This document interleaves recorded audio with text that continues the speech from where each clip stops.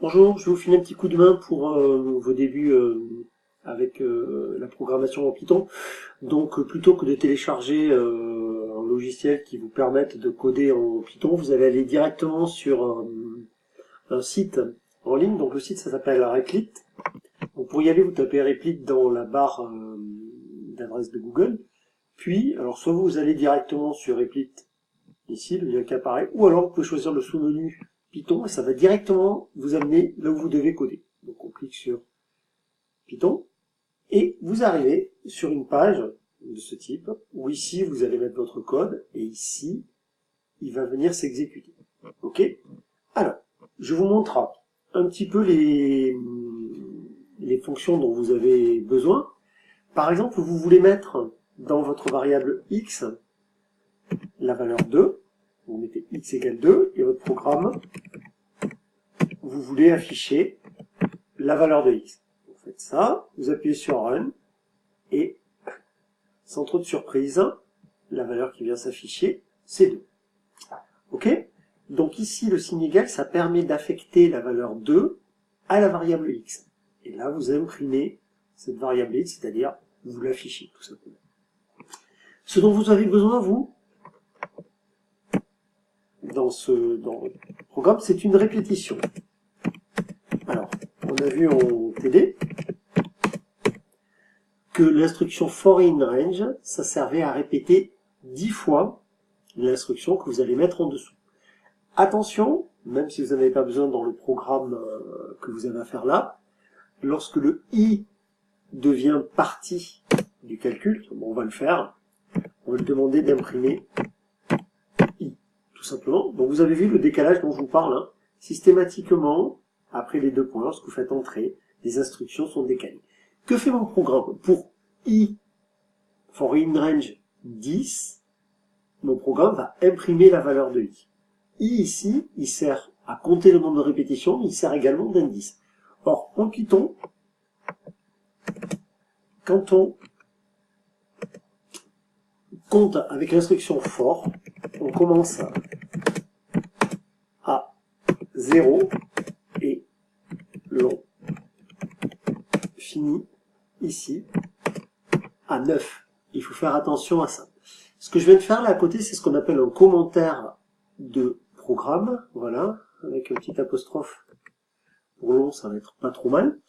C'est un commentaire de programme, donc un dièse, et je commente mes programmes. Vous n'en aurez pas besoin parce que vos programmes ne seront pas bien longs, mais dès que vous faites des programmes un petit peu plus longs, vous avez besoin de commenter vos programmes pour vous y retrouver, puis également pour quelqu'un qui utiliserait vos programmes.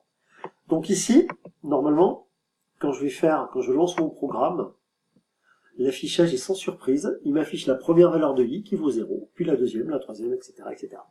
Donc vous, ce que vous avez à faire dans votre programme, c'est affecter à x une variable, je crois que c'est 0 que je vous ai demandé, et ensuite d'effectuer un calcul et d'afficher à la fin le résultat final. Attention, si vous voulez afficher un seul résultat, il faut que votre impression, le print, soit à l'extérieur de la boucle. Voilà, c'est pas bien compliqué, on se revoit d'ici ce que vous ayez à me le rendre, donc vous pouvez toujours me demander des explications. Voilà, je coupe ça et puis je vous montre une petite explication sur GeoGebra. Donc voilà, même système que pour Python, vous pouvez télécharger GeoGebra, alors là c'est beaucoup plus simple à installer qu'une distribution Python, mais vous pouvez également aller sur GeoGebra en ligne, vous tapez GeoGebra, vous arrivez sur cette application et vous faites démarrer graphique. Vous devez arriver sur une fenêtre que vous connaissez, si un jour elle charge. Ouais, ça ne devrait pas tarder. Voilà. Donc la fenêtre est en train de charger, j'ai ma calculatrice graphique, et si vous vous souvenez,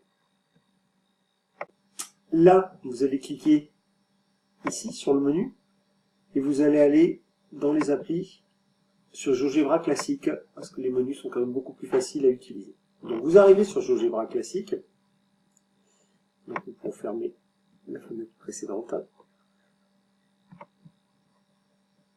Okay. Et donc ici, on attend une expression, et vous, ce que vous voulez faire, c'est résoudre des inéquations, par exemple. Donc vous allez sur calcul formel, vous vous souvenez, et vous avez un nouveau module qui s'ouvre ici. Il vous faut rentrer l'expression que vous voulez réaliser. Ok, ok, non c'est bon, moi je suis pas nouveau.